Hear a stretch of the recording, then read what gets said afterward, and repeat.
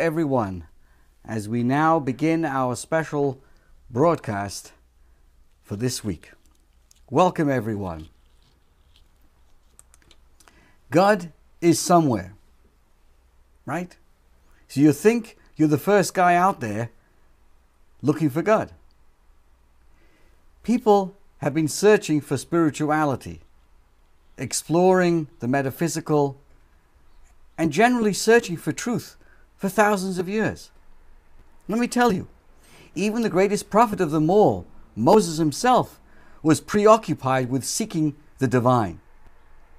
Moses wanted to see God in all of his glory. In fact, the words the Torah uses, "Please show me your glory." Moses appeals to God in the 33rd chapter of Exodus, asking God, "Please show me. Harini noas kavedecha." The commentators understand this to mean that he wanted it all. He wanted the ultimate revelation. We're all looking for God. Others see this as a quest for understanding the infinite ways of God. That's what Moses was asking for. That's why the righteous seem to be constantly, seeking and suffering for this with this desire, while the wicked seem to be laughing all the way to the bank. Some of the questions that a righteous person would be asking. Why would wicked people seem to be successful and tough things happen to good people? This is also part of how the commentators explain why Moses was searching to understand God's ways. But whatever the meaning, the Almighty has placed really limits on Moses' understanding. Because in response to this desire of Moses, God says, "You will see my back, but my face you may not see." So here we are, finite earthlings, people like ourselves, even a Moses can really only perceive so much and no more. The face of God, the ultimate full picture, is really beyond our human comprehension. I just want to tell you about a youngster who was being given a lesson, and he wanted to know, where is God? And the answer his teacher said to him was, God is everywhere. That's a problem, said the child. I want God who is somewhere. Everywhere is too abstract, too theoretical, rather than tangible. Somewhere, on the other hand, is more defined, more substantial, more real. So here I am to tell you, yes, Judaism definitely believes that God is everywhere. But even more important is the somewhere where God can be found. In Judaism, we find a clearly developed infrastructure of life. Consider this. There's a list of behaviors that are considered godly. Another list that may seem to be a lot more attractive, but are deemed to be ungodly. We know what God expects of us and what He does not. It isn't left to what we feel, how we feel good or bad, but really, God has some way, a direction, a plan for all of us. There are objective rules of right and wrong. Morality and ethics are the provinces of God, and therefore are non-negotiable. But God has given us a whole life, a structure, what life is all about. Oh, we can talk about it and debate all the issues all night long, but ultimately, our moral code of life is really a divine and absolute one. I was once asked regarding a certain person whether he was a religious person. And I remember when I was asked this question, that question was a moment of personal insight for me. I had to think about this. Because from the perspective of the questioner, the answer was definitely yes. The person he was asking about was a believer. He came to synagogue faithfully every week. He did charity work. The things that qualify a person to be called religious in the commonly accepted sense of the word. But truthfully, in Judaism, the term religious carries a little more deeper connotations. What is that? The most obvious is that of a person who is a Shabbos observer.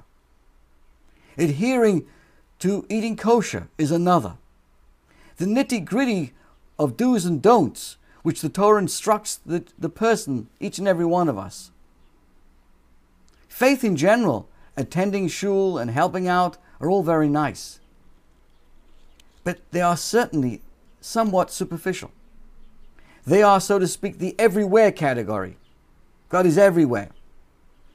But if we keep kosher, that's more of the somewhere department.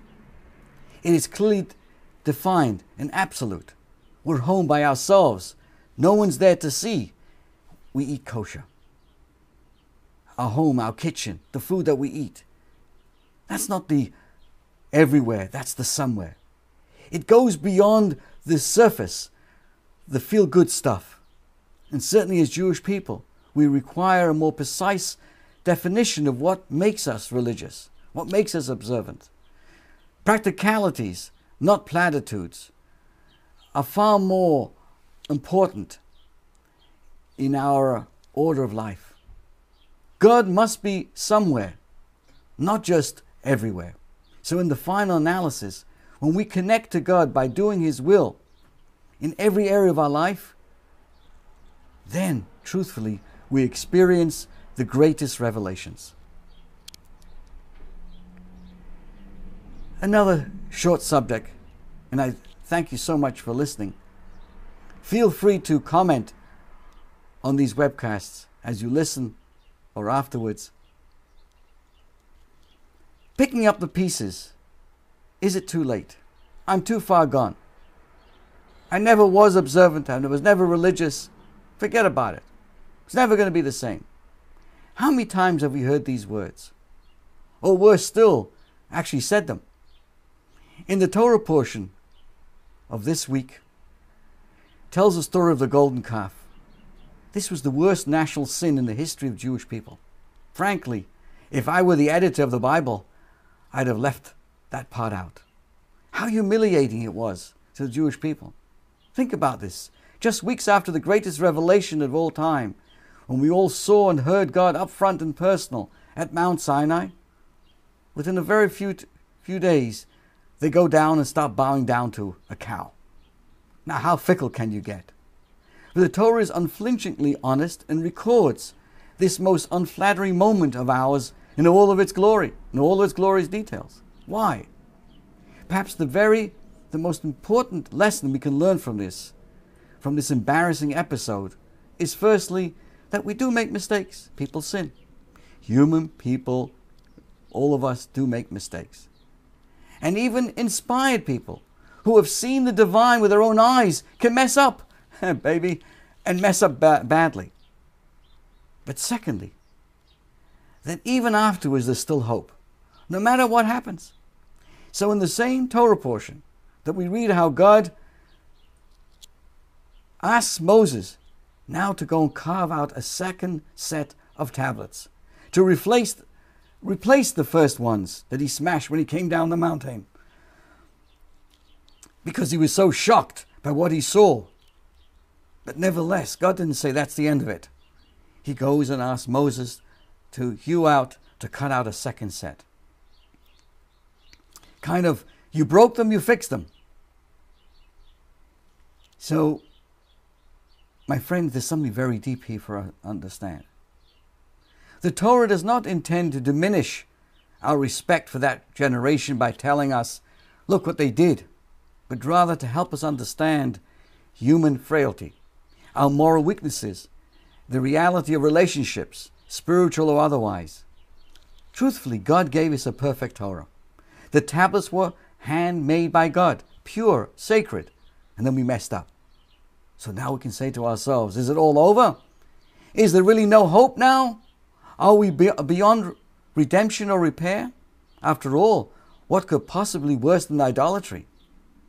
We broke the first 2 commandments, and the tablets were shattered into smithereens because we no longer were worthy to have them.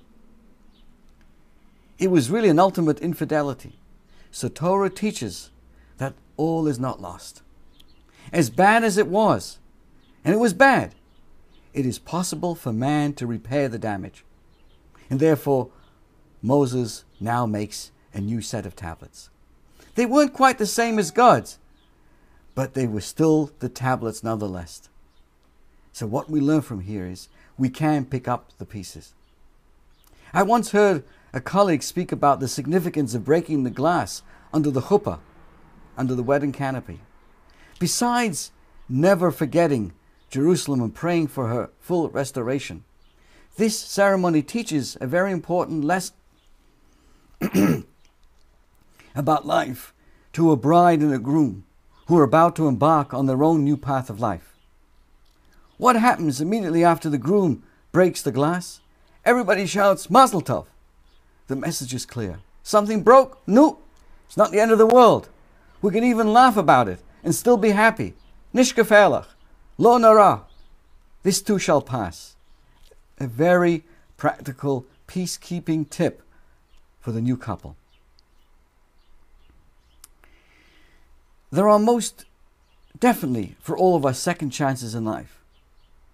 At our Chabad house in Mineola, we run an adult education program called Lunch and Learn. This allows us a second chance to know.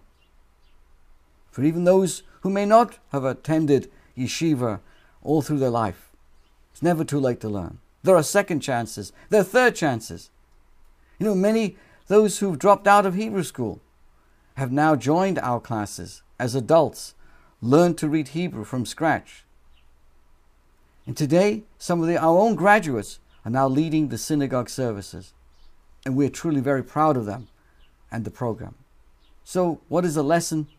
It's possible to pick up the pieces in life.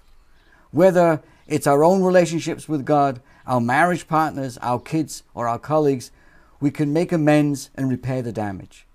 If the Jews could recover from the golden calf, our own challenges are small indeed. Thank you so much for joining us. Have a wonderful week. Stay safe and all the best.